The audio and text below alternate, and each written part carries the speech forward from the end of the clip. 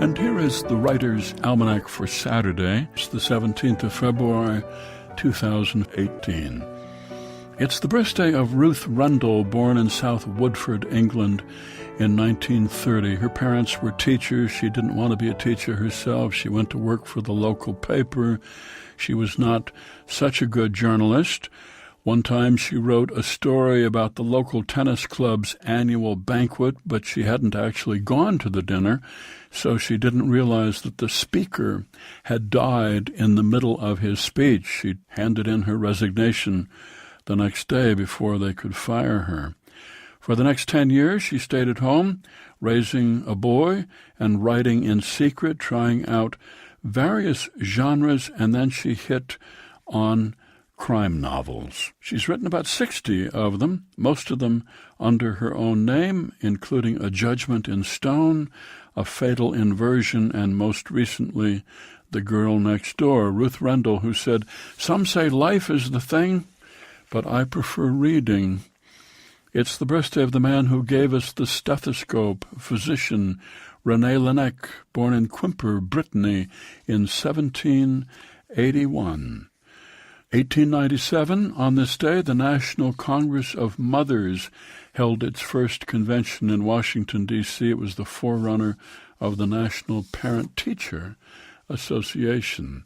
It's the birthday of the economist Thomas Robert Malthus, born in Surrey, England, 1766, published a paper on the principle of population in which he argued that the human population was growing at a faster rate than the food supply, and that war and disease and famine were necessary in order to prevent overpopulation.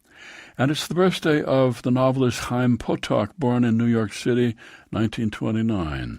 Grew up in an Orthodox Jewish home and wrote about it in his best-selling novel, The Chosen, came out in 1967. Here's a poem for today by Margaret Atwood entitled February. Winter, time to eat fat and watch hockey. In the pewter mornings, the cat, a black fur sausage with yellow Houdini eyes, jumps up on the bed and tries to get onto my head. It's his way of telling whether or not I'm dead. If I'm not, he wants to be scratched. If I am, he'll think of something.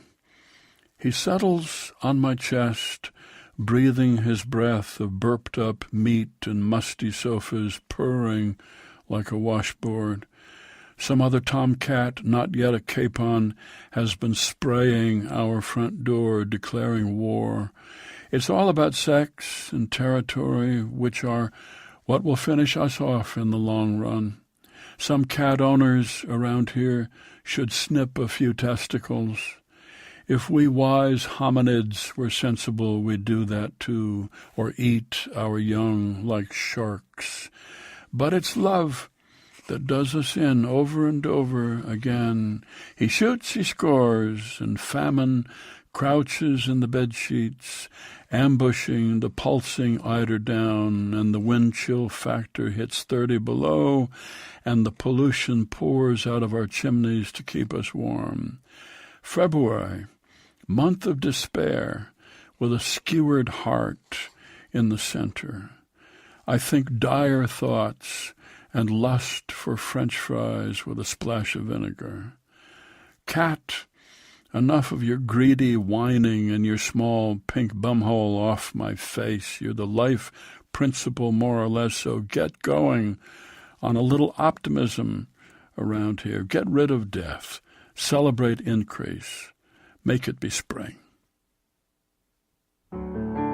February, a poem by Margaret Atwood from Morning in the Burned House, published by Houghton Mifflin, and used by permission here on the Writer's Almanac, supported by Progressive Insurance with its Apron Project celebrating progress and the people who make it happen. Produced by Joy Biles, assisted by Teresa Burgess. Be well, do good work, and keep in touch.